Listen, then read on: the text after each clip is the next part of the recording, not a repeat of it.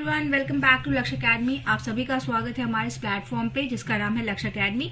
आप सभी जानते हैं कि यहाँ पे हम आरपीएस ग्रेड 1 जो आपका इकोनॉमिक्स एंड कॉमर्स का जो आपकी टीचर्स की वैकेंसी आई है उसके प्रीवियस ईयर क्वेश्चंस को सॉल्व कर रहे हैं। यहाँ पे हम प्रीवियस ईयर क्वेश्चंस के साथ साथ वो किस सेक्शन से लिया गया है, किस सब्जेक्ट से लिया गया है, उसका इंपॉर्टेंस क्या है, कितना वेटेज रहता है और कौन कौन से क्वेश्चंस फ्रेम हो सकते हैं, इन सारी चीजों को हम टच करते हुए चलते हैं, है ना, सो दैट कि आपका बेसिक कॉन्सेप्ट क्लियर होता रहे। साथ ही साथ जो भी स्टूडेंट फर्स्ट टाइम इस चैनल पे आए हैं, डिस्क्रिप्शन बॉक्स में आपके एक लिंक गिवन है, वहां पे जाके आप हमसे कनेक्ट हो जाएंगे सो दैट कि क्लास की पीडीएफ्स वगैरह जो हैं वो आपको टाइमली मिलती रहे और नोटिफिकेशन भी जाता रहे। अगर किसी स्टूडेंट को कॉम्प्रिहेंसिव प्रिपरेशन करनी है फॉर द पेपर 2 तो आप हमारा ये बैच परचेज कर सकते हैं। कॉमर्स और इकोनॉमिक्स का जो बैच चल रहा है, यहाँ पे आपको paper 1 plus test series free of cost है, कोई चार्जेस नहीं है। It's an extra benefit with this batch, है ना। लाइव एंड रिकॉर्डेड क्लासेस मिलेंगी, PDF notes Hindi and English both the languages में आपको मिलेगा। 1-to-1 सेशंस है एंड डाउट सेशंस है। ओके, तो ऑफ चल रहा है, आप जरूर से अवेल करें इस अपॉर्चुनिटी को। चलिए आते हम अपनी क्लास पे। देखिए यहाँ पे क्या है, आपका सबसे पहला क्वेश्चन है ऑन द स्क्रीन, आप देख सकते हैं। क्वेश्चन क्या है आपका, रीड करेंगे। In a market the transactions are statutorily regulated so as to put an end to the unfair practices. Such markets may be established for the specific products or a group of products. For example, stock exchange is known as. इस तरीके के ऐसे जो बाजार होते हैं जिसमें unfair practices को रेगुलेट करने के लिए हम ऐसा मार्केट जिसमें रेगुलेशन हो, उस मार्केट को हम क्या बोलते हैं? होलसेल मार्केट, थोक बाजार, इररेगुलेटेड मार्केट, अनियमित बाजार, वेरी शॉर्ट पीरियड मार्केट जो बहुत कम टाइम के लिए आपके मार्केट होते हैं जैसे पेरिशेबल गुड्स के लिए वो मार्केट, या फिर रेगुलेटेड मार्केट। ऑप्शंस आपके स्क्रीन पे हैं, टिक करेंगे। देखिए बड़ा ही इजी सा क्वेश्चन है कि जहां पे स्टैट्यूटरीली रेगुलेटेड हो, है ना, to stop the unfair practices, जो भी वैधानिक रूप से विनियमित किया जाए ऐसा बाजार जहां पे कि आपका कोई भी अनफेयर कोई भी प्रैक्टिस ना हो पाए, मतलब जिससे कि कंज्यूमर का आपका लॉस हो, वैसे मार्केट्स को हम क्या बोलते हैं? Regulated market. जिनका भी ऑप्शन डी है वो करेक्ट है। चलिए नेक्स्ट क्वेश्चन है question number 2। The term refers to a sequential order of values of a variable known as a trend at an equal intervals. ठीक है, यह शब्द एक चर के मूल्यों को अनुक्रमांकित क्रम से संदर्भित करता है जिसे सामान्य अंतराल पर प्रवृत्ति के रूप में जाना जाता है। उसे हम क्या बोलते हैं? Time series analysis, smoothening technique, barometric method या फिर सर्वे। ये क्वेश्चन हम कर चुके हैं। बस क्या है यहाँ पे, क्या है, आपके ऑप्शंस थोड़े अलग हैं। बट जब हमने लास्ट टाइम किया था तभी हमने आपको बताया था कि ऐसे क्वेश्चंस में कीवर्ड्स को आप ढूंढेंगे। कोई भी क्वेश्चन है ना, उसमें कीवर्ड को आप ढूंढेंगे, क्वेश्चन पूछ के आ रहा है ना। तो यहाँ पे हमको देखिए कीवर्ड मिल गया है हमारा trend at an equal interval. तो जब भी ट्रेंड्स की बात आती है तो आपका क्या होता है जी, जिनका ऑप्शन ए है वो करेक्ट है। टाइम सीरीज एनालिसिस है, ये क्वेश्चन हम पहले भी कर चुके हैं। टाइम सीरीज एनालिसिस में आपको trend and equal interval of time दोनों चीजें हमको मिल रही है यहाँ पे, तो टाइम सीरीज एनालिसिस है।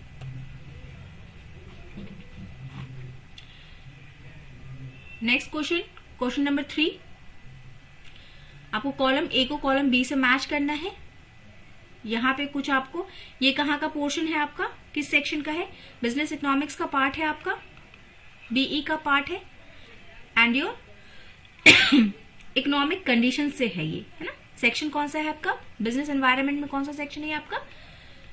Business conditions. ट्रेड साइकिल किसको बोलते हैं, डिप्रेशन किसको बोलते हैं, रिकवरी किसको बोलते हैं, बूम आपको ढूंढना है।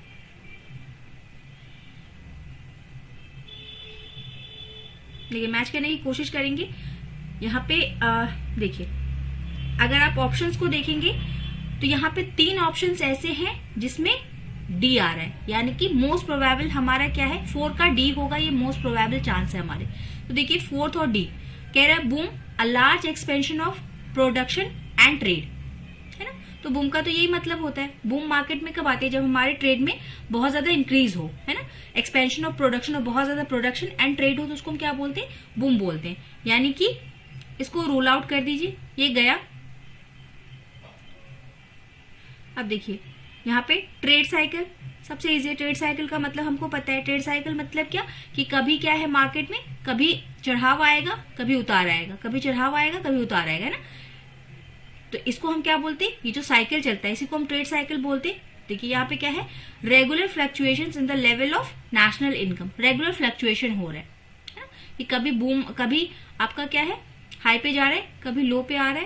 तो इसका क्या है आपका 1 का बी। चेक कीजिए 1 का बी कहाँ है, ये रहा, और कहीं पे हमारे पास नहीं है, तो option A is our correct answer, है ना। नेक्स्ट क्वेश्चन देखेंगे।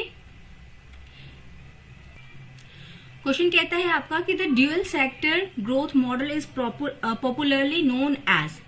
ड्यूअल सेक्टर ग्रोथ मॉडल जो है उसको हम पॉपुलरली क्या बोलते हैं आपका, है ना? मार्शियन, किनेशियन, लुइस या फिर रोस्टो। ये भी क्वेश्चन हम डिस्कस कर चुके हैं। जो स्टूडेंट स्टार्टिंग से हमसे कनेक्टेड है उनको पता होगा, इसका एक्सप्लेनेशन भी दे चुके हैं हम। देखिए ये कौन सा है आपका जी, ये क्या है? लुइस मॉडल, है ना। लुइस मॉडल जो है वो ड्यूअल सेक्टर ग्रोथ मॉडल बताता है आपको। यहाँ पे ड्यूअल सेक्टर यानी कि दोहरे क्षेत्र विकास। दोहरे क्षेत्र यहाँ पे क्या है आपका? एक है आपका एग्रीकल्चर सेक्टर एंड दूसरा क्या है आपका मैन्युफैक्चर सेक्टर या फिर इंडस्ट्री। ठीक है। जब आपका labour primary sector to secondary sector में जब मूव करता है, इसी को हम क्या बोलते हैं? Dual sector growth model. ठीक है। इसको हमने डिस्कस किया हुआ है, आप प्रीवियस क्लासेस चेक कर सकते हैं। इस कॉन्सेप्ट को हमने किया हुआ है। चलिए नेक्स्ट क्वेश्चन कहता है कि dash is an economic state. Hindi वाला रीड कर देते हैं सो दैट हिंदी वाले स्टूडेंट्स को ये ना लगे कि अनफेयर हो रहा है। देखिए एक आर्थिक राज्य नहीं, एक आर्थिक अवस्था है जहां कम से कम एक व्यक्ति को बदतर स्थिति में पहुंचाए बिना किसी एक व्यक्ति को बेहतर बनाने के लिए संसाधनों का पुनः आवंटन नहीं किया जा सकता है, उसे हम क्या कहते हैं, है ना। मतलब सिंपल से कहने का मतलब है कि एक पर्सन है ए और एक बी, इसकी सिचुएशन को खराब ना करते हुए इसको बेटर सिचुएशन में पहुंचाने को हम कौन सा ग्रोथ मॉडल कहते हैं, या कौन सा हम इसमें से टर्म यूज करते हैं ऐसी व्यवस्था को समझाने के लिए? आपका balance growth, Pareto optimality, unbalance growth. देखिए अनबैलेंस ग्रोथ तो कभी नहीं हो सकता, है ना, क्योंकि हम क्या कह रहे हैं कि एक की सिचुएशन खराब ना करते हुए हम दूसरे को अच्छी स्टेट में लेके आएंगे। यहाँ पे कुछ बैलेंस करने की कोशिश कर रहे हैं, तो ये तो नहीं हो सकता। या फिर ISLM अवधारणा कॉन्सेप्ट। ठीक है। तो देखने में बड़ा सिंपल लग रहा है बट कॉन्सेप्ट भी होना चाहिए। यहाँ पे ये आपका क्या है, जो भी स्टूडेंट बी ऑप्शन टिक कर रहे हैं इट इज द करेक्ट। ये पेरेटो ऑप्टिमैलिटी है, ठीक ना, कि ऑप्टिमल यूजेस ऑफ रिसोर्सेज करें सो दैट कि दोनों जो हमारे पास जो फैक्टर्स हैं वो बैलेंस्ड रहे, एक खराब भी ना हो और दूसरा अच्छा भी हो जाए। नेक्स्ट क्वेश्चन आपका स्टेट स्पेशल से है, यानी कि राजस्थान स्पेशल से है। क्वेश्चन कहता है कि रूडा has obtain geographical indication GI, okay, GI registration for the craft under its intellectual property rights initiative. Which craft is not included in the GI? आपको बताना है इसमें से कौन सा GI टैग में इंक्लूडेड नहीं है, है ना, कौन सा इंक्लूडेड नहीं है।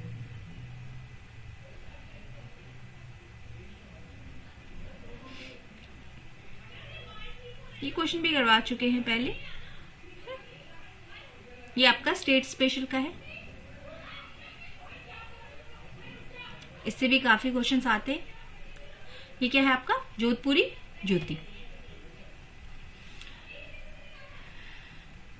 अगेन क्वेश्चन नंबर 7, ये भी आपका स्टेट स्पेशल से है कि जो फ्लैगशिप स्कीम्स चलती हैं, है ना, introduce by DLB of the Rajasthan आर। ये देखिए, ये इस पर डिस्कशन नहीं करेंगे हम, क्योंकि ये जो आपका हम प्रीवियस ईयर क्वेश्चन कर रहे हैं, तो ये क्या है आपका प्रीवियस ईयर पे बेस्ड है। तो जो करंट में जो स्कीम्स होंगी ना राजस्थान में, जो आपके करंट में जो स्कीम्स चल रही हैं, मैक्सिमम 2 इयर्स बैक जा सकते हैं आप। आपको ये सेंसस करना है। सेंसस तो पुराना ही रहेगा, जो 2011 वाला है वो तो एज इट इज रहेगा, क्योंकि अभी नया सेंसस आया नहीं है बिकॉज ऑफ योर कोरोना। 2021 में होना था बट वो हो नहीं पाया बिकॉज ऑफ योर कोरोना। तो क्या है 2011 वाला जो है वही सेंसस चलेगा, आप सेंसस कर ही लेंगे। और जो स्कीम्स जो नई आई है ना, स्कीम्स तो नई नई आ रही है, उसको आप फोकस करेंगे। ये पुराना है बट फिर भी देख लीजिएगा, DLB का जो आया था फ्लैग स्कीम, उसमें क्या था आपका, ये रसोई scheme, urban credit card scheme, ये सारे स्कीम्स इसके अंदर 5-6 आए थे इसके अंदर, है 7। चलिए नेक्स्ट करेंगे कि इनमें से कौन सा जो है आपका correct elements of teaching model है। ये क्वेश्चन भी रिपीट हो रहा है हमारा, है ना। देखिए, correct elements of teaching model क्या क्या है आपका, फोकस होना चाहिए, syntax, social system and then support system. These are the elements of your teaching model. Okay, जिन्होंने पहले कर रखा है वो तुरंत ऑप्शन टिक कर दे रहे। देखिए ये है ए है आपका। ओके, चलिए नेक्स्ट कीजिए।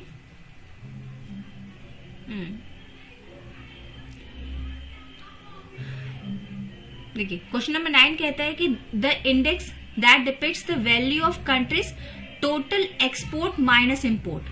टोटल जो एक्सपोर्ट है आपका, डिस्टर्बेंस है काफी, बगल में शायद पार्टी है। एक्सपोर्ट माइनस इंपोर्ट, किसी कंट्री के एक्सपोर्ट में से हम इंपोर्ट को minus import calculated by dividing the price of export,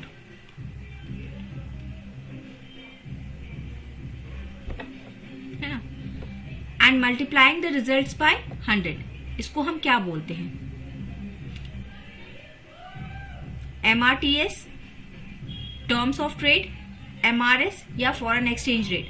देखिए फॉरेन एक्सचेंज रेट नहीं होगा ये।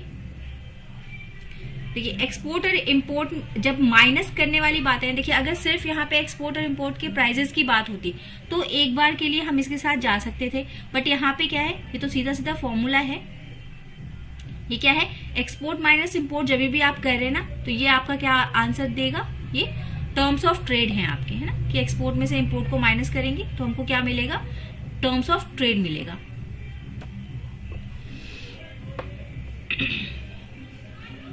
Question number 10th, dash was created to emphasize that people and their capability should be ultimate criteria for assessing the development of a country. Development of a country, not economic growth alone. इनमें से कौन सी चीज आपको development of a country बताती है, मतलब overall country का development हो रहा है, सिर्फ उसकी इकोनॉमी का नहीं, है ना।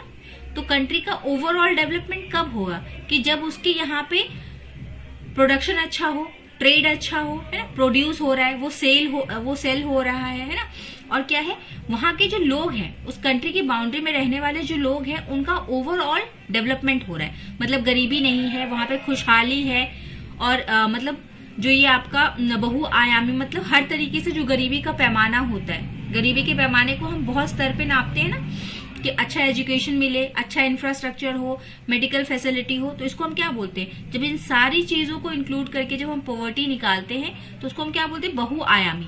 मतलब हर तरीके से हमने देख लिया कि जो जिस पर्सन को हम गरीब बताने जा रहे हैं वो गरीब नहीं है ना, मतलब हर तरीके की सुविधा उसको मिल रही है, खाना अच्छा मिल रहा है, मेडिकल फैसिलिटी मिल रही है, एजुकेशन मिल रही है, तो ये सारी चीजें हैं।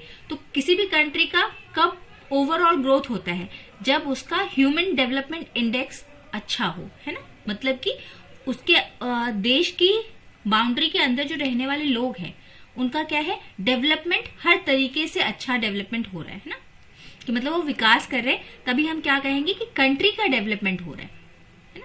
सिर्फ उसके आर्थिक मतलब आर्थिक स्तर पे वो ग्रो नहीं कर रहा है, ओवरऑल डेवलपमेंट हो रहा है। ओके, चलिए नेक्स्ट क्वेश्चन, क्वेश्चन नंबर 11 कहता है कि Higgs separated the substitution effect and the income effect from the price effect through. किसके द्वारा उन्होंने अलग किया है सब्स्टिट्यूशन इफेक्ट को और इनकम इफेक्ट को प्राइस इफेक्ट से, है ना। Substitution effect and income effect को कैसे सेपरेट किया है from your price effect? By increasing the demand of good, increasing the real income, compensating variation in monetary income with keeping the real income constant, या फिर no change in either monetary or real income, है ना। देखिए ये concept भी कहीं ना कहीं हम डिस्कस कर चुके हैं, है ना। मे बी फॉर्म अलग हो बट ये डिस्कस कर चुके हैं ना। इसका करेक्ट आंसर क्या है आपका?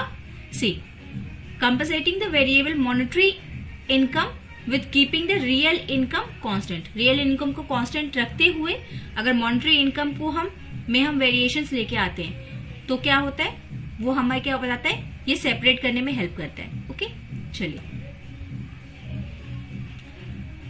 Daniel Goldman is related to, Daniel Goldman is related to what? किसके बारे में इन्होंने कॉन्सेप्ट दिया है, आप बताएंगे? लर्निंग, इंटेलिजेंस, इमोशनल इंटेलिजेंस या मोटिवेशन?